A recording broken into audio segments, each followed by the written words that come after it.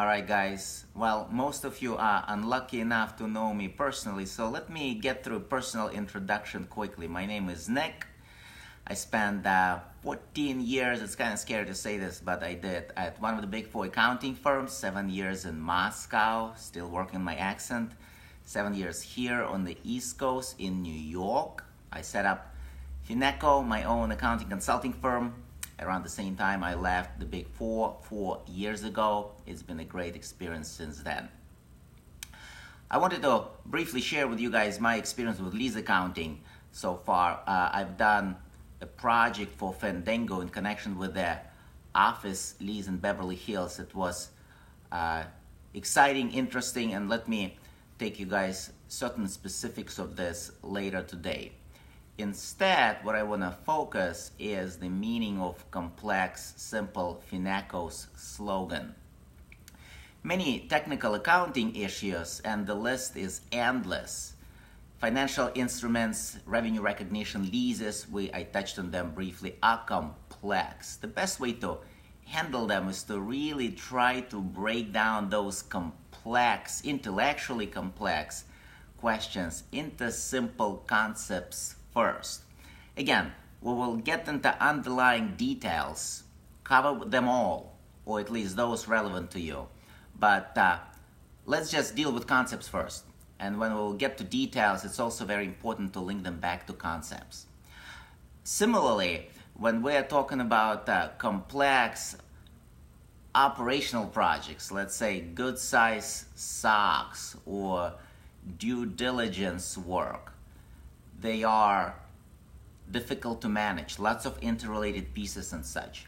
What again makes sense from complex made simple perspective is to break down those monster engagements into simple, manageable tasks and handle one at a time. I keep on saying concepts come first, details next, and I think this is important. There are a couple of reasons as to why this approach makes sense. First of all, it makes project management extremely efficient because you always know what is that you're dealing with.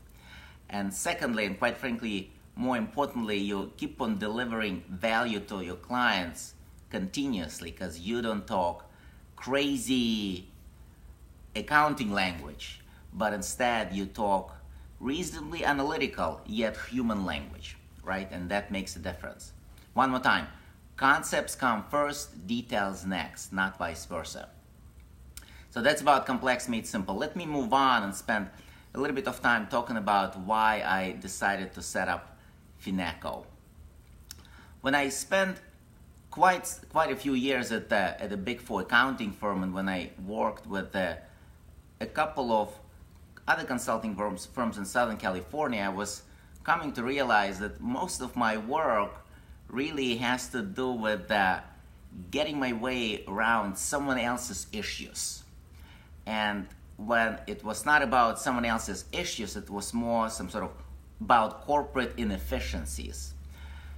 It almost appeared to me that I'm not dealing that much with resolution of certain problems, but instead I'm kind of finding my way around without really addressing those issues. So really the ultimate goal of setting up my own business is to finally get to the bottom of this and deal with business issues as directly and as openly as I possibly can. And that's what FinAcco ultimate goal is. I also wanted to spend a couple of minutes and talk about FinAcco's competitive advantages. I mean, listen guys, in the client service business, two main competences involve A, professional skill set, and B, client relationships. And it's really difficult to be unique on that front. What FinAcco, however, offers on the top of those two is complex made simple complex that really makes our project management very efficient and very nimble. We will roll up our sleeves and we'll get things done to you guys as well as consultants possibly can. So on this note, let me spend a little bit of time and take you guys through some of the specifics of lease accounting. Give me just a couple of minutes, guys, to kind of collect my thoughts, have a glass of wine, and then we'll get to the essence of things.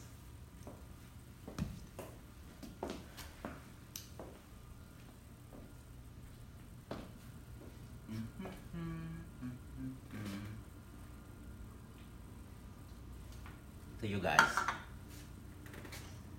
All right, so let's see what we got there.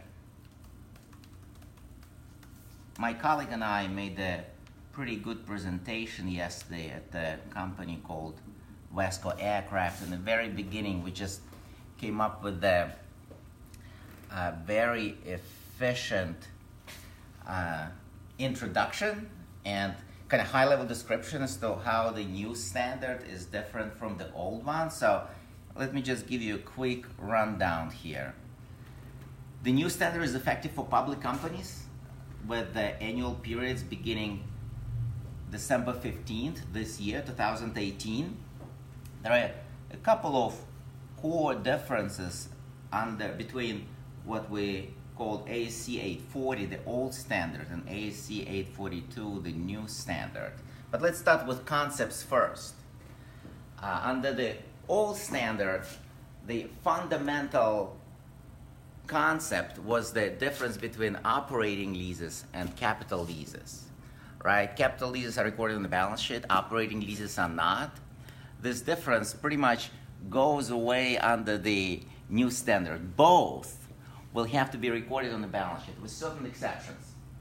Number one. Number two, there were, as I'm sure some of you remember, 4 numerically specific defining criteria for the lease to be considered a capital lease. 75% useful life rule, 90% fair value rule, bargain purchase option, as well as the transfer of the title at the end of the lease term. So those conditions conceptually remain the same in the new standard. However, they are not as numerical, not as clearly defined as they were before, right? So in other words, there are no bright lines. Another interesting point, accounting for lessors didn't change a whole lot, right? We have 3 different types of leases under the old standard. These are the same 3 types of leases that we have under the new standard. Last but not least, there are certain payments that were not included in the lease payments under the old standard, and they will be included in lease payments under the new standard. I'm talking about, for triple net leases, property insurance as well as property taxes, right? So those were out of lease payments in the old standard, will be included in the lease payments in the new standard. A couple of other more detailed differences between old and new, but let's not get wrapped up in those details right now, and I'm hoping you guys should stay tuned and we will cover those items at some point in time later. All right, well, listen, it was great to talk to you, and